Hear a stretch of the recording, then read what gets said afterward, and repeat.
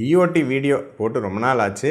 So ஒரு நல்ல ஒரு இன்ட்ரெஸ்டிங்கான கேள்வி அன்பர் கேட்டிருந்தாரு. அதுக்கான பதில், அதாவது நம்ம தக்காளி இருக்குது இல்லைங்களா, அதோட அந்த காம்பு பகுதி நீங்கள் கட் பண்ணிங்கன்னா உள்ளே பச்சையாக இருக்கும். அதோட சேர்த்து சாப்பிட்டா உங்களுக்கு பயங்கரமான ஆபத்து, அதில் ஒரு மோசமான ஒரு கெமிக்கல் இருக்குது, அதை சாப்பிடக்கூடாது, அதை நீங்கள் வெட்டி எரிஞ்சிட்டு தான் சாப்பிட்ணும், இல்லாட்டி உயிரே போயிடும் அப்படின்னு யாரோ கிளப்பி விட்டுருக்காங்க ஒரு வீடியோ. அது உண்மையாக பார்த்துருவாங்க. எனக்கு ஒரு உண்மை தெரிஞ்சு ஆகணும் சாமி. இந்த காணொலியில் இவர் என்ன சொல்கிறாரு அப்படின்னா, உங்களுக்கு தக்காளி நீங்கள் கட் பண்ணிங்கன்னா அதோடைய அந்த காம்பு பகுதியில் உள்ள பச்சை கலர் ஒரு பகுதி இருக்கும் சரிங்களா.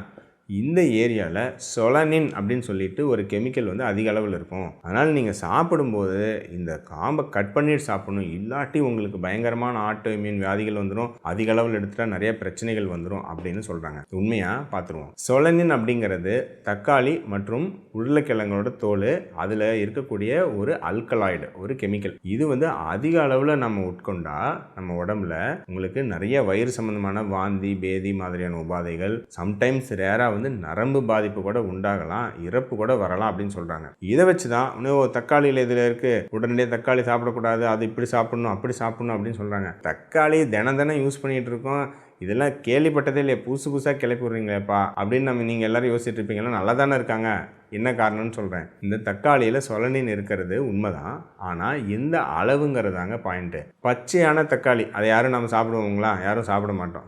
பழுத்த தக்காளி தான் நம்ம சமையலுக்கு யூஸ் பண்ணுவோம். பச்சையான தக்காளியில் சொலனின் ஒரு 100 கிராம்லேயே கிட்டத்தட்ட 20 to 30 மில்லிகிராம் அளவு இந்த சொலனின் இருக்குமா. பச்சையான தக்காளியை நீங்கள் கிட்டத்தட்ட 300 to 400 கிராம் சாப்பிட்டீங்கன்னா நீங்கள் அதில் உட்கொள்ளக்கூடிய இந்த சொலனின் அளவுகள் 100 மில்லிகிராம் அளவுக்கு மேலே நீங்கள் உட்கொள்றதுக்கு வாய்ப்பு அதிகம். அப்படி உட்கொண்டா நான் சொன்ன வாந்தி பேதி மாதிரியான வயிறு உபாதைகள் ரொம்ப அரிதாக வேறு சில நரம்பு பிரச்சனைகள்லாம் உருவாகலாம். ஆனால் பழுத்த தக்காளியில் 100 கிராம் தக்காளியிலேயே 0.5 மில்லிகிராம் அளவுக்கு தான் சொலனின் இருக்கும்.